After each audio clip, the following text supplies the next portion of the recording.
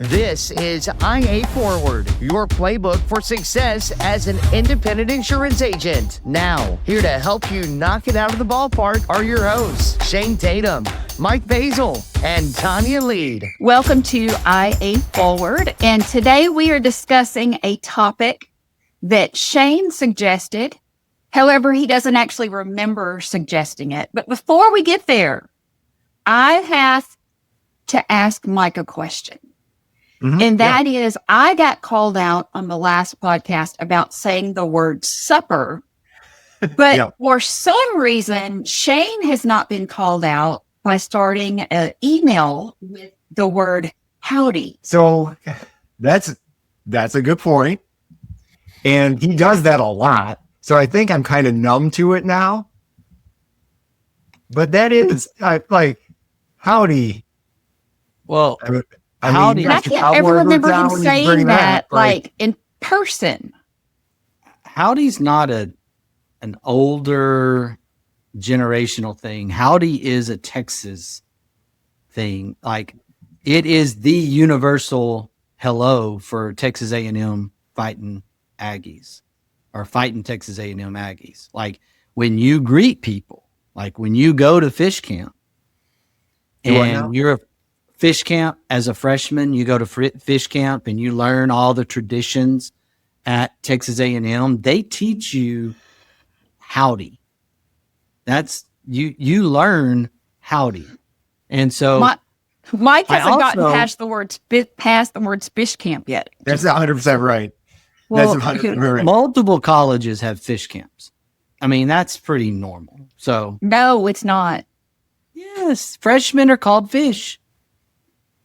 Yes. So you kept talking, but in my head, all that was happening was a bunch of people running around with fishing poles and nets, and that's where I got stuck. You said other things, but this is the problem with the North versus South, and this is why we had Civil War way back, is because the Texas way, right, is we're going to impose that on everyone, right? And so howdy is the thing that you do if you're from Texas.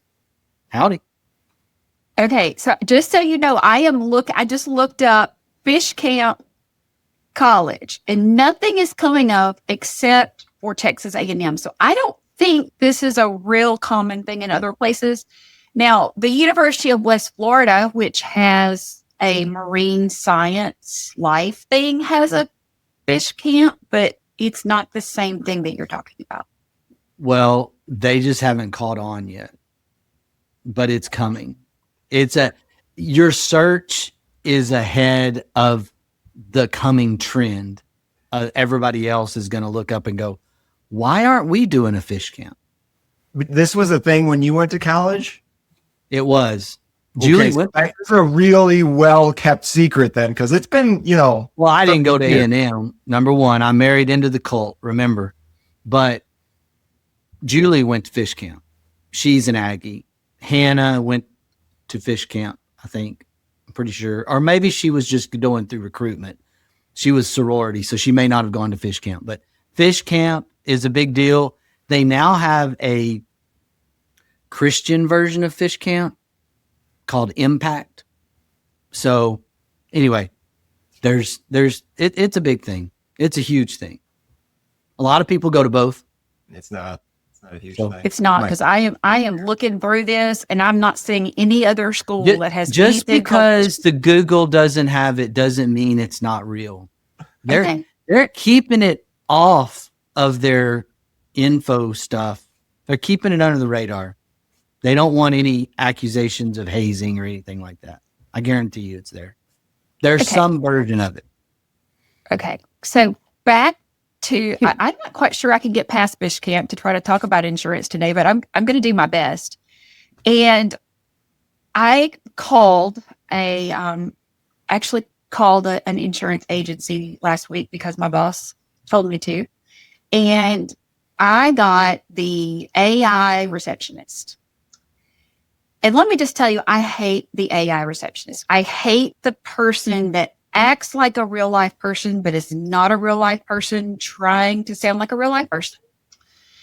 And I got that and I hung up on it. And then I did a little bit of research on it. And it was amazing to me the number of people that the percentage of calls of people that will hang up from a law office, an insurance agency, a CPA, any kind of professional service, that if they get the AI receptionist, people just hang up. And it made me wonder, like, we get excited about using AI, right? But have you personally ever heard somebody say, I called XYZ business today and I was so excited because I got to talk to their AI receptionist? Yeah, nobody's doing that. Haven't heard that yet. I'm a little upset with AI right now. Let's just start here. I'm a little upset with AI right now. Okay. So, we have on a lot of these podcasts, we've talked about not riding the roller coaster of emotions, but I struggle with it. So I do. So, I went to conference and I got my little crystal matrix of leadership, which is why I have my Transformers shirt on here today. I don't know if you guys are Transformers fans. That was part of the movies. Okay. Mm-hmm. So that I was up here and then I went through the whole deal there. And one of the last speakers was talking about AI and, really engaging. And you talked about, hey, try Claude instead of whatever you might be using. I was like, okay, I'll give that a try. So I went in there and I was like, let me see what AI has to say about the Integra Partner Network. So I asked Claude and he gave me all this information. A little creepy how much he knew it, whatever. So whatever, I went about my day. And then I was like, actually, let's just try it real time here. I was like, you know what? Let's ask Claude. I got my phone here. Let's ask Claude about IA Forward. Can you tell me about the IA Forward podcast? Let's see what old Claude has to say. I can't wait. Here we go. He's thinking about it. It's thinking about it. Is it a he or she? I mean, Claude. All right. Here we go. It's not Claudette. So. There's a bunch of information. It's all legit. It's all good. But let's just start with the first line. Hosts: Shane Tatum and Tonya Lead.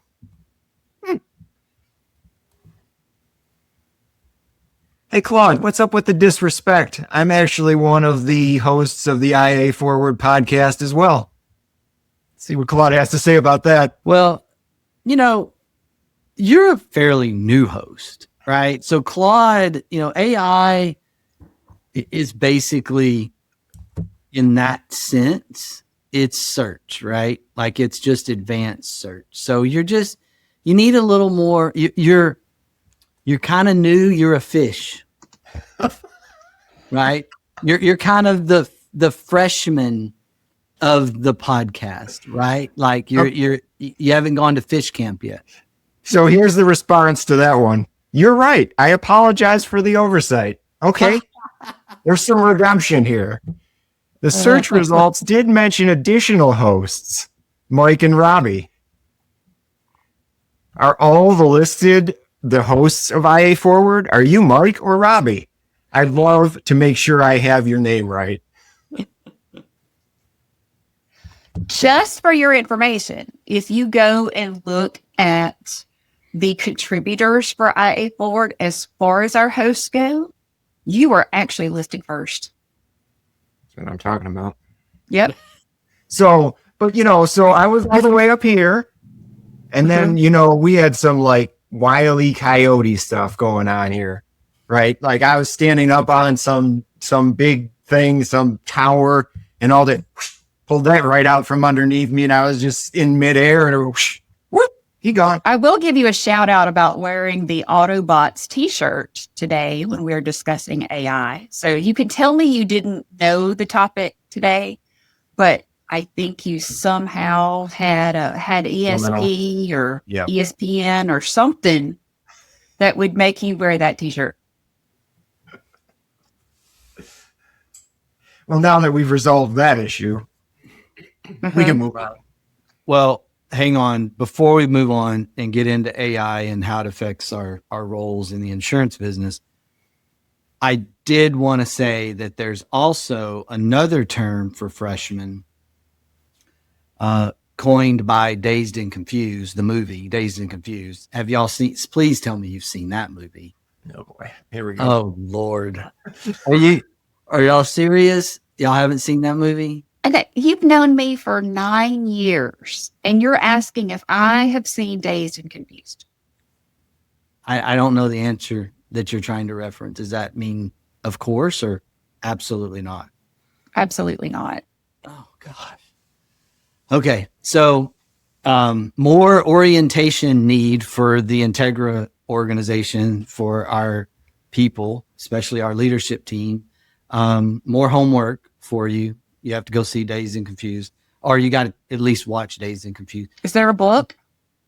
Oh no, absolutely not. No, this is, Matthew McConaughey, early days. I mean, it's. I Wait, don't is know. that rom-com? No, definitely not. Oh, Definitely okay. not a rom. That's what he's known for. No, it's the last day of school, high school, the incoming Wait, he's freshman. in high school. What? Well, he's not in high school, but Okay. he This, hangs how old around, is this movie? he hangs around with high school students. Oh, good. Yeah, this sounds like it's going in the right direction. Yeah, it's classic. Anyway, you got to go watch Dazed and Confused. Anyway, they referred to the freshmen as piggies. So we've gone from fish to piggies. I thought they referred to them as fish. Anyway, so we've got some animal references, obviously, or marine life references to incoming freshman classes. So anyway, I'm really worried about you guys. I'm really worried about the fact that you said piggies was a marine life reference. No. Piggies and fish, right? So we got animal reference, we got piggies, marine life reference, right? I mean, fish. And so these are just, I don't know. I'm really worried about you guys and your culture or lack of culture when it comes to, I don't know. Maybe it's just an 80s thing. I don't know. I'm trying to figure this out, but we got to talk about AI. I know. We'll work on this later. Yeah. I know. So, Mike, why do I have a feeling that if we don't start knowing some of these movies, he's going to take our crystal, Take your crystal. My tube matrix of away leadership. from us? We're going to have I'm going to. to take your crystal away and say, until you watched Outlaw Josie Wales and Dazed and Confused, that you're no longer leadership team worthy and you can't have your crystal. I went to the VHS store. They didn't have it. AI, insurance. Okay, fine. If you want to talk about real insurance stuff, that's fine. Let's go. So this is your topic that you don't remember giving me, apparently, but you said, I think this is going to be a really good topic. Well, now that we've discussed Dazed and Confused, I will, where this came from was, the question of, do the roles really change? Like, I've been having conversations with different agents around really the difference between traditionally structured insurance agency roles, personnel, really around commercial lines, but it's also a personal lines thing it could be adapted there as well. And so many agents have come out of the exclusive channel or from a different career and came into the independent agency system over the last decade. And they continue to do that I feel like this is a discussion that's really needed one, to understand traditional roles inside independent agencies, and number two, to think about the AI impact on those roles. Do those roles actually get threatened, or do they somewhat get enhanced through the use of AI? Well, I think maybe we should start at the very top, because this is the question you always hear first, or at least the one I always hear first. Is this going to replace me? Yeah. Do either of you think that? Because I certainly do not. I don't believe that AI is going to replace what I consider traditional roles in the independent agency system. I think that it's going to allow those roles to be more productive, potentially. I think it evolves the job description. Kind of like people, you'll hear some people complain about having to check out their own groceries, or if they go to the Target, they complain that they have to do self-checkout. I am one of those people that loves self-checkout because I'm able to get in there and get out and, do whatever I want to do. But they're saying that it makes those entry-level jobs go away. And yes and no, but it evolves those jobs, right? So there's still the same number of jobs, but instead of being as many checkers, now you have entry-level jobs of people that have to go in and do installations of self-checkouts. They have to be able to fix them, make sure that the network's working correctly, so all of those things. So it's not that it takes away a job, but to me, the jobs do evolve because of it. I think there's certainly some measure of, if you're bringing people in, high school students, people to do remedial tasks, I think there's some truth in those being in jeopardy. Because that at this point in the evolution of AI, that is what it does really well. Like things that are done repeated in a repetitive fashion, it can eliminate a lot of that work. It can save you time in you figuring out how to word an email or a message that you're sending. Instead of taking 35, 40 minutes to craft something perfectly, you can say to Claude, hey, shoot me or create me an email to shoot out that explains these points. And within a minute, you'll have a really well-crafted email. Yeah, I think the enhancement of the role is where it's going and what we're seeing. I also think about this just from an agency owner standpoint. And I think one of the things that most agency owners, and I'm not saying all, so nobody yell at me. I mean, most, they are not the best managers, right? Most of the time, salespeople, really, really good salespeople don't always make the best employers from a management standpoint. It's kind of, I equate it to the same thing as sometimes the best athletes or the best ball players don't make the best coaches. It's very similar. It's not meant to be, I'm not taking shots at people.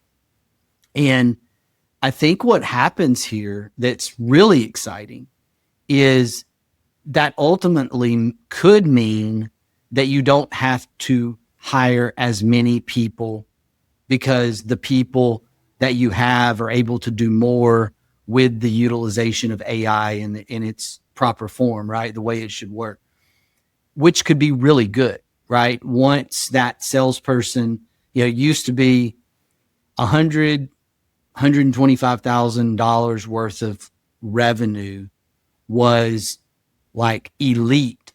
And I mean, per employee. So 100 to 125,000 per employee of revenue, excluding that owner, would be like an elite level 25 years ago.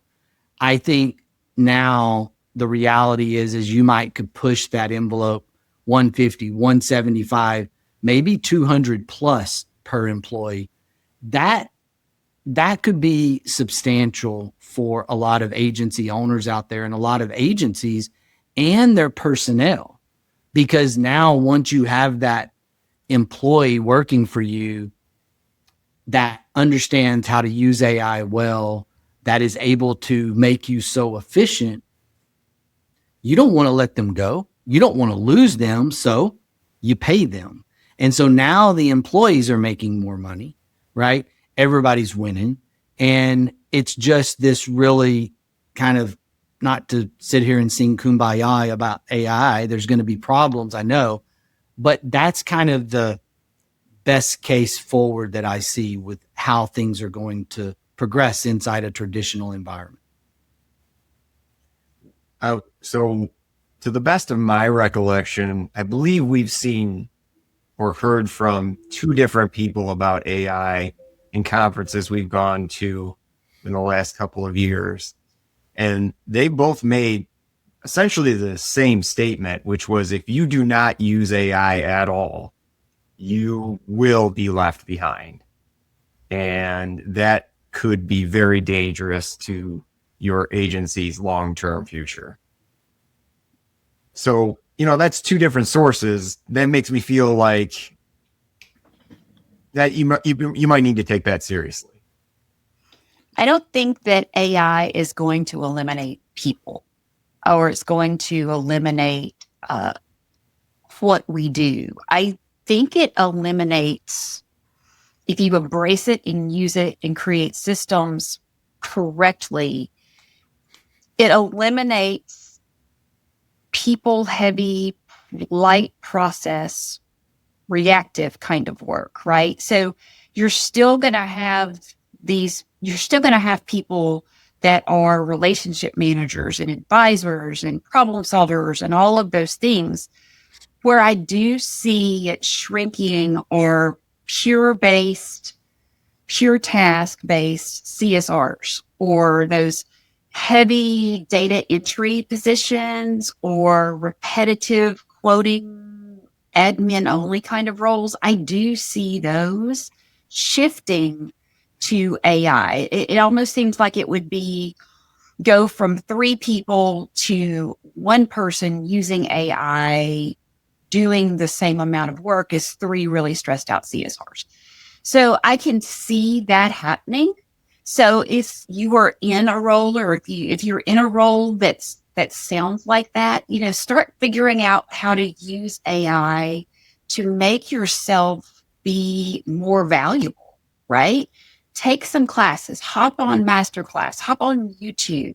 You don't have to spend a ton of money getting AI certifications from random places. Like, there's so much information between Masterclass and YouTube. Or hop on your AI of choice. If you like Claude, if you like Gemini, if you like ChatGPT, start with one of those 3 and say, teach me how to use you. This is what I do for a living.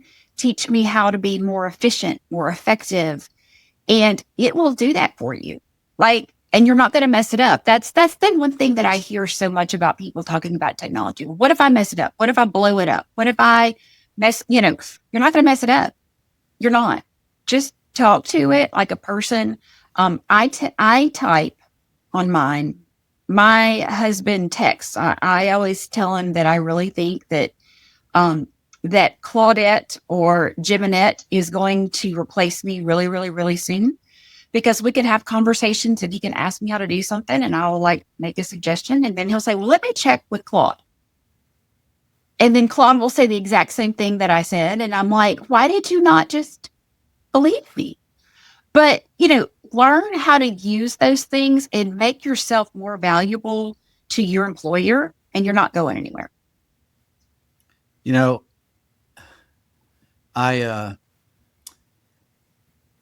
am not the believer that the agencies that don't adopt AI are going to go away, right? I don't believe that. I think what's going to happen, though, is those agencies are not going to be as profitable It's as the an margins. agency that have figured them, that figure some things out, right? So they're, as you get, if you get, the cost of labor, the cost of compensation goes up, your revenue may not be able to keep up, your margins may shrink a little bit more. And what happens is the valuations on those agencies will be reflected in that, right? And I think, so I would want to say this to those agency owners out there that are like, I'm not technical, I don't know about this stuff, I don't like AI, whatever. And whatever that negative view of it is, which I'm fine with that. I respect that. No, I've seen this happen through other cycles. It happened in everybody's got to get a website or you're not going to be able to sell online. And that never really happened. And then, we've seen what's happened with just trying to force, electric vehicles on society, that's imploded. Forcing AI on the independent agency system isn't necessarily going to cause everyone. There's going to be some early adopters, freak out adopters. We got to do this or we're going to die. Then there's going to be the slow movers. There's going to be the middle 80. And then everybody's just kind of waiting and seeing what's going on. And that's why I thought, the idea of, does it change the traditional role? And I don't think it changes the traditional role. Like, I still think we're going to have producers. I think we're going to have account managers or CSRs. I call those the same thing, right? For definition purposes. And there may or may not be sort of that assistant or like a CSR processor assistant, to Tonya's point. That may be the area where we hire less of those through natural attrition. And I think that's what's going to happen. Like, small agencies in general are small business. We know that, right? Like, some really significant percentage of agencies across the country are small businesses. They're not going to just jump up in their communities and start firing people. That's not the way this is going to roll. However, through natural attrition, those that have adopted better tools, improved tools, and make themselves more efficient may decide not to replace those individuals that they lose through retirement or, whatever, right? Whatever happens to cause natural attrition in employment. And then they're going to look up and go, well, do we have to, replace them, Sally or Joe? Like, do we have to do that? Can we look at a little better process here using some AI tools available to us? And I think that's where things are going to kind of end, at least in this current iteration. I don't know what comes AI 2.0, 3.0. I don't know what happens then. We have an agent that loves to buy stuff. I mean, when I tell you, and I adore them. Like, they're great, great, great person. But this agent, if somebody comes to him and says, like, there's this great product, it is going to create sales for you, it is going to make life easy for you, he buys it. And he gets so excited about it, and it never works. And the reason for that is that he's never fixed the processes, right? And so no matter what you layer, whether it is AI or software, whatever, on top of broken processes, you just break it faster, right? And I see that the biggest challenge with AI is people that don't know really even what it is. And they're just going to put it in place, or they hate it, but they think they have to because their whole world is going to fall apart if they don't have it. And then it doesn't work the way they think it works. It's like very Princess Bride. I don't think that word means what you think it means kind of thing. And they don't train properly. They don't train their people properly. They try to replace people too fast. But if process gets ignored, then it's just going to break, and it's going to break even faster. And then you're going to say, well, I tried that AI thing and it didn't work. I think, first of all, maybe we should play a game on this podcast of how many movie references can be made before I actually know one of them. You don't know The That might Princess be Bride? No. Inconceivable. But anyway, Okay, Inconceivable. wait a minute. If you have not seen Outlaw Josie Wells and Dazed and Confused, you do not get to say that not seeing The Princess Bride is inconceivable. I'm sorry. Come on. That's not fair. Just saying. Let's just be real about it today. So Shane, have you seen The Princess Bride? I have I know. once. Just once? Once. we did the That is title not a alone makes it multi-watch seem like movie once to me. is probably plenty. But Like, I only saw Outlaw Josie Wells once last week, which I'm very disappointed in myself about. So, gosh.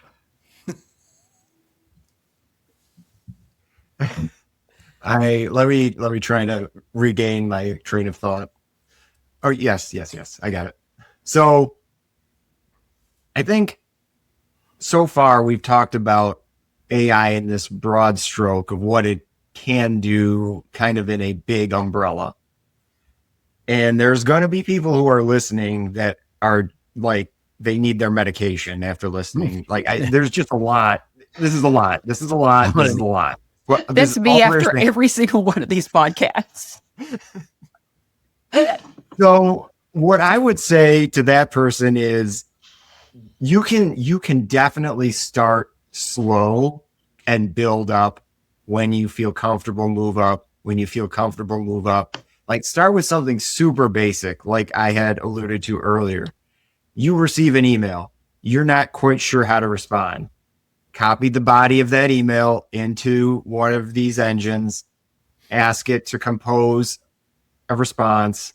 You get a response and you can send it back. That's the easiest place you can start, right? That'll save you some time every single day. You're getting a feel for how this goes, and then you can build up to the next thing when you're ready to move to the next thing. yeah, I think the reality is job interviews are going to eventually ask the question of, do you know how to write a prompt? Do you know how to word a prompt? I think that's the most recent thing this year, 2026, when we're recording this. I've seen a presenter twice now at our conference and a carrier conference. And really, that entire presentation was centered around the types of products that are out there and what they do, and then how to write a prompt or how to speak a prompt. If you want to speak a prompt, great, you can do it that way. Or you can write a prompt, type it in using your phone app or using your keyboard on your computer. There's multiple ways to get the prompt into the AI tool. Writing a prompt in and of itself is kind of a learned thing. Like, you got to learn how to do it. And one of the things I learned listening to both of those presentations, which were pretty close to the same, but slightly different, was that us in the South, Tonya and I, are going to have trouble at first learning how to write a prompt right out of the gate, because we're like, please, thank you, yes, ma'am, yes, sir. Like, we speak to AI like we speak to each other or any human being, right? And it's like, no, you can just speak to it like, well, it's not a human being. And, one of the things that we learned from Hoss Pratt is you got to boss it around. Like, you got to kind of, you can't be like, please and thank you. I mean, it doesn't have emotions, feelings. The emotions or feelings that it has is going to be developed from you. Like, it's going to learn your behavior. It might start saying please and thank you because you started saying please and thank you. not because it knew that, right? And I think that's the thing that is really interesting about this is AI mirrors us and learns us, learns our behaviors, but writing prompts becomes a big first step. Like just understanding how to talk to it is a great first step. This was actually a breakfast conversation that that I had this weekend. Part of my husband's work team came in for a deep sea team building weekend thing, and then more of his team came in last night. So we actually had this conversation over breakfast on Saturday morning, and that's Hosprat's opinion. And it's okay to have different opinions, and I understand what he's saying. However, in doing that, in bossing it around, what it actually did that I could see and what it actually did that my husband could see was that what it started kicking back to me did not sound like my voice. And so if I wanted to use it to create an email, the email sounded rude. And so I'm not quite sure why I would try to create a persona online that is not who I am, and trying to take the please out just because somebody said that I should try to be somebody else. Well, now I'm using energy trying to not be myself. And what it's giving back to me doesn't sound like anything that I would want.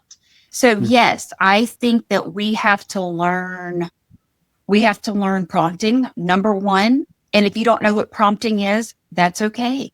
That's totally okay. In fact, I just wrote it down for us to do a podcast on prompting that is useful for an independent agency.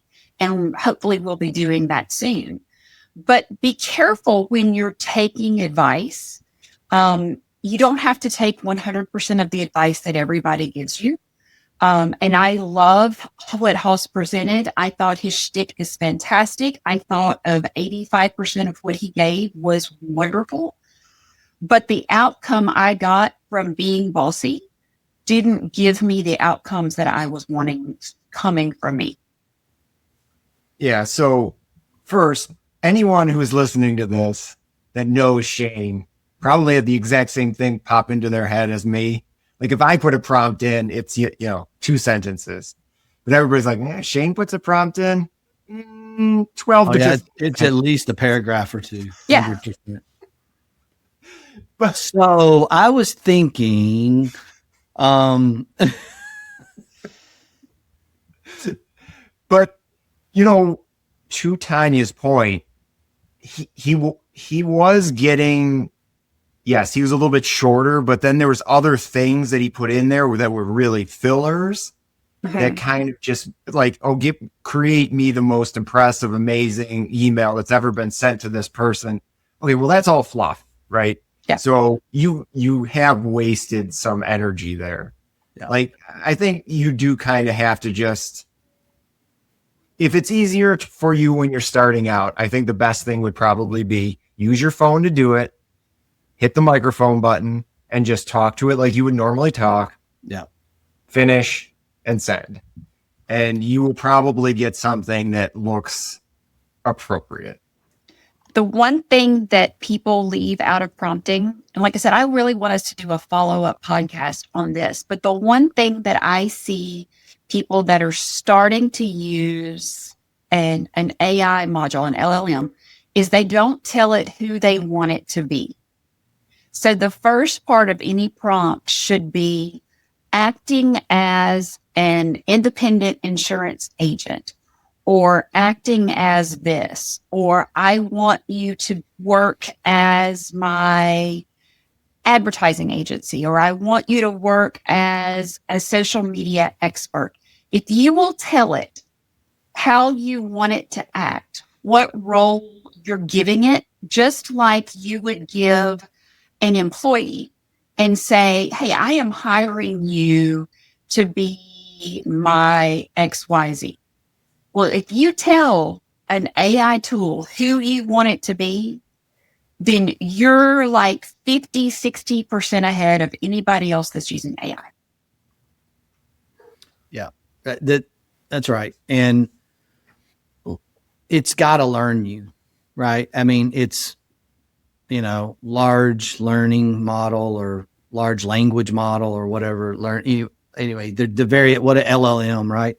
So it's learning, right? It's learning you. And a lot of people are uncomfortable with that. I'm a little bit uncomfortable with that. I don't know that I want to sit there and do enough of that. I've talked to some agents who've invested quite a bit of time getting their AI tool of choice to learn their behavior. And then we find out that, well, such and such tool has now, because there's a race, right? There's this race to have better and better AI response. And so, Claude's now, according to most people, kind of moved into the lead, and you have Chat GPT. Well, I know a guy that spent 6 months on Chat GPT, like getting used to it, learning. And now it's like, oh my gosh, it's Claude now. I mean, so understand that this stuff is moving so fast. And that's why I want the folks that are like, oh my gosh, what do I do? The sky is not falling, right? There's that reality. And the roles, what our topic is, the roles, I just still believe that the future of the independent agency right now, as when you kind of look over the horizon, it's making those roles stronger through the use of AI. And you got to start somewhere. To everyone's point here, you got to stick your toe in the water. You got to learn. You got to not be afraid of it. Being afraid of AI is kind of like saying, well, I don't want to pay. I don't want to use Amazon, or I don't want to pay for something with a credit card. I want to write a check, to really date myself. Right. Like, you have I want to send a fax. Yeah, I want to send a fax. I'm afraid. I want to send an email. It's not as safe as a fax. And I'm like, okay. So look, we've been through these cycles, and we're at another cycle inflection point, right? And I think that's the place that everybody needs to be calm and, maybe have a cup of coffee and slow down a little bit and, get your head straight. Because let's remember, the internet was going to replace everybody too. Right. And caffeine helps some of us calm down. Okay. Tonya. Okay. I just actually read a book on that. It was called Caffeine. And I'm going to have to send this to you because it was absolutely fascinating. Caffeine basically affects our world economy very much the way insurance does. And we had no idea. In fact, Lloyd's was a coffee house. Yeah, absolutely. Right. And so the whole concept of insurance was developed because of coffee. Right. So anyway, but I think what you were just talking about is starting somewhere, right? And figuring out how to use AI without blowing up your agency. And if it ends up creating chaos, and I know that Shane is all about embracing chaos right now, right? But you don't want to create chaos because of it. So use it for figuring out where you're wasting time. Where is time being wasted? What are you doing that is repetitive, right? In whether it's email, whether it's follow-ups, documentation. But I think the biggest thing is to encourage your team to try to shift mindset. And that's a big part of it, right? Is creating that challenge of thinking, how can I do this more efficiently? How can I use AI to help me do this easier, faster, more efficiently, safer? And if they can figure that out, if you can create that challenge for them, then sometimes there's probably going to be somebody on your staff that can really embrace this and be like, hey, I can be good at this. And then if you have an AI specialist on your staff, well, maybe somebody that was working as a CSR can figure things out for you, can help your staff create this next level, right? Mm-hmm.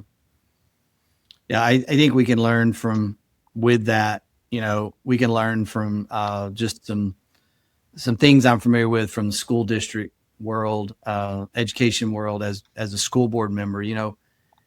We small school of 1,600 students, K through 12, small town, still had a couple of hundred, 220, 230 teachers when I was on our school board.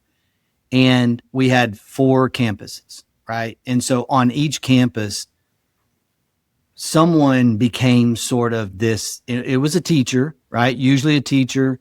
Sometimes it happened to be a little bit younger teacher, but not all the time. Sometimes. It was not all the time. Yes, right? every not time. all the time. Just most of the time. And these individuals become the kind of the campus instructional technologist, right? Like that was the word, instructional technologist. Like, it was implement this technology and like now the teachers don't know how to use it. So there would be a teacher that would kind of take the lead and do that. To Tanya's point, most of our agencies, 86, 87% of independent agencies in the US have less than like 8 employees.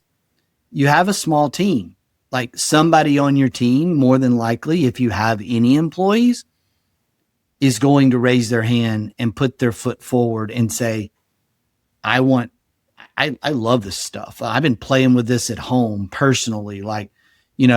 I think the main thing though is, and this probably gets into prompting as well, another podcast, but just making sure you're on the paid version, making sure you're on the business version, so that people aren't rogue, because there are some E&O issues that start to creep in. There are some cyber threat issues that start to creep in.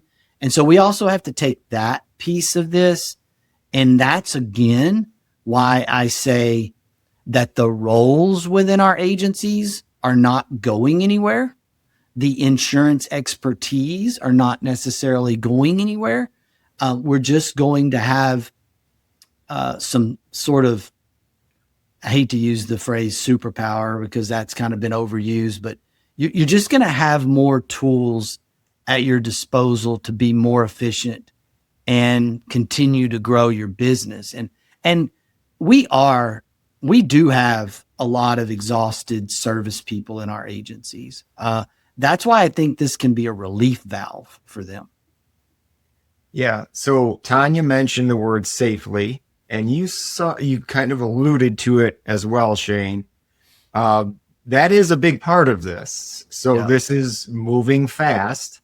And when things are moving fast, usually that is an opportunity for people who have bad intentions to close in and make things happen. So you tread lightly and gradual steps, because we just saw this, right? We just received an email from our IT provider that outlined the concerns that come with allowing one of these engines to have access to your inbox. Right. So, there's give and take within all of this. Yeah. Like there's bad people and there are good people, right? Bad people use these tools for bad reasons. And, the idea of, send an email to everyone in my, the prompt that it could write itself, like, send an email to everyone in my contact list and do this with it, right? Like those are the scary, like bad guy stuff that can happen. And that's just the tip of the iceberg. We know there's way worse than that.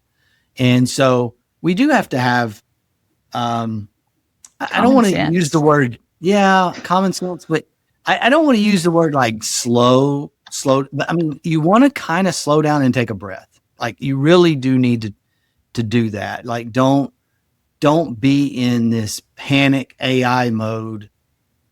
I'm going to lose my business if I don't hurry up and do this thing. Well, if you hurry up and do this thing, the reality is that thing's going to change and you're going to be hurrying up to do the next thing. And so slow down a little bit, right? Breathe. It's okay. The sky is not falling. And here's the thing. If you have questions on AI, reach out to us. We would love to have the conversation, whether you're an Integra Partner Network agent that is listening to us, or if you're someone out in insurance land. Feel free to email, send us a message on any of our social medias. We would love to have this conversation with you, seriously. Because if you're into AI, then yes, we want to learn, we want to talk, we want to have those discussions. If you're not there yet, well, then let's talk about what it looks like doing this at your speed, what it looks like doing it where you feel safe, right? Being able to turn, knowing how to turn off the switches so it's not using your information to quote unquote learn and share. And, there are things that you can do that are very simple to make this much safer. You just have to learn to do it. Or you can look at your LLM, you can speak to it, you can type, and you can say, tell me what I need to do this safely. Act as my IT safety officer and go, and it will tell you, right? I mean, I'm at a point now where I can use Gemini to say, create a prompt for Claude that does this, and it will tell me the best prompt to use to make another engine do it, right? I mean, you can use them and play them off each other, but ultimately it will teach you what you need to know if you ask for it. And I just want to say, by the way, I was not important enough to get an email from our IT provider to tell me how to use AI. Oh, I wasn't either. I just heard about it because I'm nosy. Oh, okay. Yeah. I did not get that. I did not get the memo on that. Or either that, or they just assumed that you and I, Mike, were using it safely. Well, actually, in retrospect, that's got to be it. For both of you and your little snooty comments, just so you know, it wasn't a organizational wide email. It was a couple of people, right? And so, okay. Yeah. And the other thing that I just want to clarify from Tonya's monologue, which was very good, by the way, is I don't really want to talk to the Princess Bride people. So if you're a Princess Bride person, make sure you're calling Tonya. I want to talk to the Outlaw Josie Wells and Dazed and Confused crowd. And so if I'm your people, then I'm your people, right? So I just want to clarify that about reaching out about AI. Princess Bride people, it's okay. That's what Tonya's here for. You're a girl dad, and you do just love the princess. I mean, rodents of unusual size, like inconceivable, the six-fingered man. The really good thing about being a girl dad is you can, shape and craft the minds of your girls. And I made my girls watch Outlaw Josie Wells. But I mean, like, The Princess Bride is still a guy's movie. There's sword fighting. There's comedy. There's I appreciate the effort, but I think we're just agreeing to disagree on that. That's like saying, that's like the crowd. That's like Die Hard's a Christmas movie. Die Hard is a Christmas movie. See, here we go. Bless, as Deanna would say. I've seen that. There's a movie y'all have all seen. I saw that on Christmas Day in the movie theater with my grandparents. Therefore, it is a Christmas movie. Yeah. So can I have a Bill Belichick quote today, Mike, or is that right up there with a Tom Brady quote? It's exactly the same. Oh, I wouldn't say that at all. It is not exactly the same. They are two peas in a pod. I think they would both disagree with that. I know, but that's what makes them two peas in a pod. Okay, so I'm going to leave us today with a quote from Peter Drucker, whoever that is, but he has something to do with sports. The greatest danger in times of turbulence is not the turbulence. It's to act with yesterday's logic. Attitude to choice. Make a great one. Bye, y'all.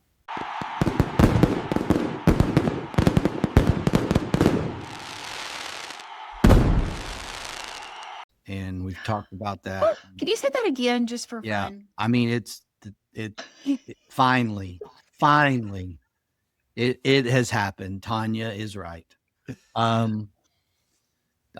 Took like 8 years, but here we are, right? Yeah. Should be celebrated. Confetti.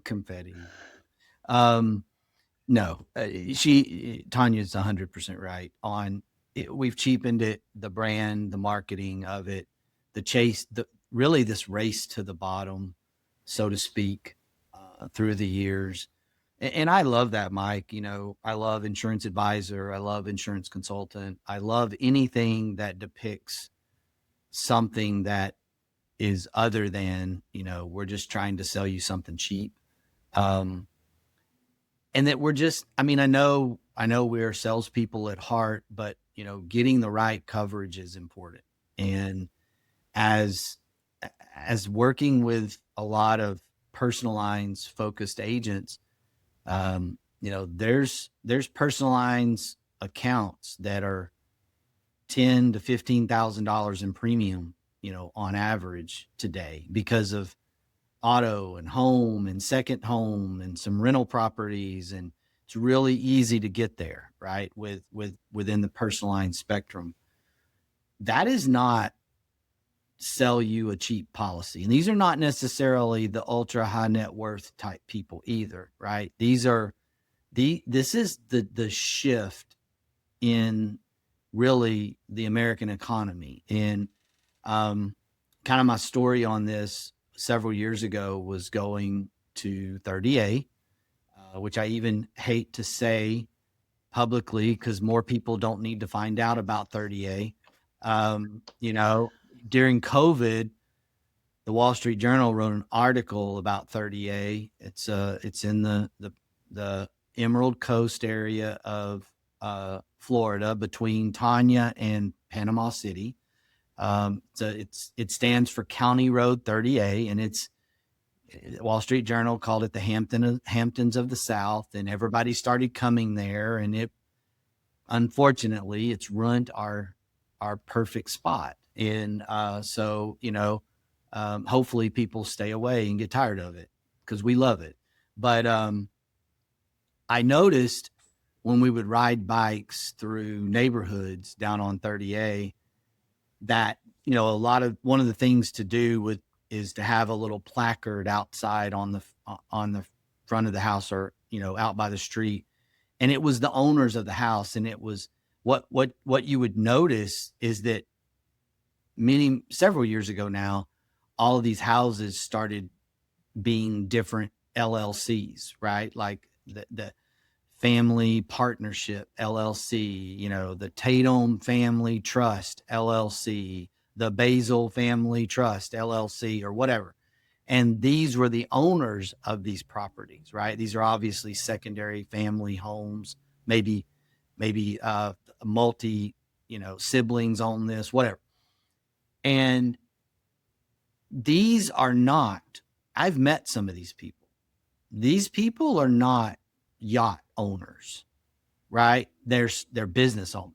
They're successful. They're successful professionals.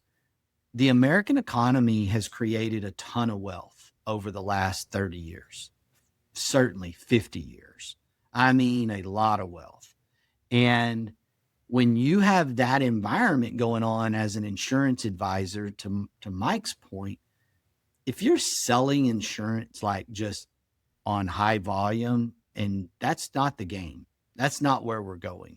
That's not what your client, I mean, maybe non-standard specialty auto looks like that, but your personal lines, middle class to maybe the I don't know what we call it. It's not necessarily super high net worth, but it's it would have been considered wealth, 25 years ago, but today that number keeps climbing, right? That net worth keeps climbing. That's not necessarily considered wealthy, and so comfortable maybe, but not necessarily wealthy. And there's a lot of opportunity within the independent agency channel that we can solve problems that the exclusive agent channel cannot solve, which is why I see that exodus continuing and why we see the captive, the exclusive agent companies, the direct channel companies getting into the independent agency distribution channel, is because they understand that those assets have shifted. That wealth trend has shifted. There was an article in the Wall Street Journal earlier this month talking about the growth of the upper middle class. And I think it said something like 31, 33-ish around in there percent of Americans were now upper middle class. And that was up from like 10% in the late 70s. And an upper middle class being a family of three that earns between, I think it's at 130,000 to 400,000 annually. So if you think about the fact that that has tripled in size over the last 45 years, that is so significant. Yeah, that's a big number. Right? I can't believe I just remembered a random article from the Wall Street Journal. There's been a lot of that, right? There's been a lot of those types of articles in the Wall Street Journal lately. And, it's a reality. And obviously we got a stock market that's popped above 50 and bounced back to 49 and keeps going back and forth, obviously going on. I mean, I remember when it crossed 10. I remember when it crossed, probably could go back and say I remember when it crossed 5, but for sure 10, and 20 was like, holy moly, like that's a big deal when it went across 20, because it dipped back down and stayed below 20 for a while. But, here we are. And I don't know. It's just, I think there's so much opportunity there for, obviously those in commercial lines, is always going to be there, but there's a personal lines opportunity. And that just happens to be what, a large part of the Integra Partner Network consists of agents that came over from the exclusive agent channel. So that's just a natural gravitation. Our commercial lines is growing. Yes. But our personal lines continues to grow because it's hitting this market segment that doesn't appear to be going backwards at all. So there it We is. really had a fabulous time at our conference this year. Any more major takeaways, you guys, that you don't think we've covered that were just really, really a great asset to our agents? I will add that, and we've heard this from our agent council before. I think it's something that I've observed over the last couple of years.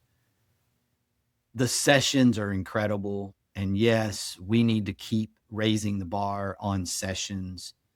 Hearing agents talk about success and failures are the best sessions to me. But the sharing of knowledge with each other, what Mike was talking about, that happens outside the sessions.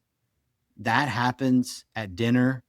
That happens, I heard, I was not there. That happens around the bar late at night. These are the things that I hear the feedback is, some of the best nuggets of how to be better, how to grow their business. It's free to us, right? Like what I mean by that is we're not paying for a speaker. We're not paying for it. It's agents sharing with agents in very natural settings. It's not the formal sessions that provide the most value. It's the informal, casual conversations that provide the most value. And that continues to be the case. And the food. I gained 3 pounds. One thing I just wanted to add before we wrap up is, there was a lot of people that had a lot of nice things to say about the podcast.